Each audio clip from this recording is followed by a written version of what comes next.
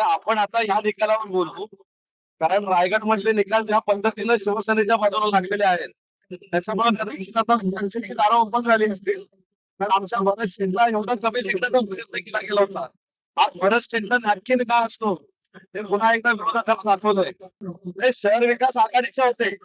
आमचा जरा पाठिंबा होता, मी देखील प्रचारासाठी गेलो होतो.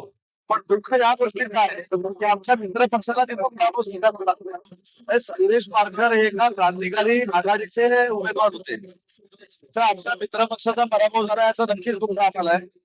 पण मालवणच्या निमित्तानं निलेश राणे हेच मालवणचे तारणारा आहेत.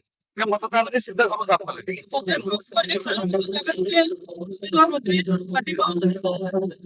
हे शहर विकास आघाडीचे होते. आमचा जरा पाठिंबा होता, मी देखील प्रचारासाठी गेलो होतो. पण दुःख या गोष्टीचं आहे की आमच्या मित्र पक्षाला तिथं पराभव स्वीकारावा लागला. संदेश पारकर देखील अनेक वर्ष इथे नगराध्यक्ष झाले होते. तिथल्या तुमच्या नेत्यांवर कोणाचा आक्षेप नव्हता, तिथल्या पालकमंत्र्यांवर कोणाचा आक्षेप नव्हता. कणकवली नगरपालिका ज्या पद्धतीने चालू गेली सत्ताधाऱ्यांकडनं त्याच्यावर आक्षेप होता. म्हणून आघाडीचा विजय झाला. काही दिवसांपासून राष्ट्रवादी अजित पवार गटाची युती संदर्भात चर्चा होत्या. पण आता सुरेंद्र तटकरेंच्या वक्तव्यांना देखील आणि महायुतीमधून निवडणूक लढवण्याची इच्छा व्यक्त केली आहे. मुंबईमध्ये आपण आता या निकालावर बोलू. कारण रायगड मधले निकाल ज्या पद्धतीनं शिवसेनेच्या बाजूला लागलेले आहेत त्याच्यामुळे कदाचित आता चर्चेची दारं ओपन झाली असतील. कारण आमच्या भरत शेठला एवढं कमी लेखण्याचा प्रयत्न केला गेला होता. आज भरत शेठला नॅपकिन का असतो हे पुन्हा एकदा विरोधकांना दाखवलंय. रायगडमध्ये 90% ठिकाणी शिवसेनेचे नगराध्यक्ष निवडून आले. त्याचा अर्थ महाराष्ट्रात रायगडसह सगळीकडे एकनाथ शिंदे साहेबांचं नेतृत्व सर्व मान्य आहे, सिद्ध झालंय.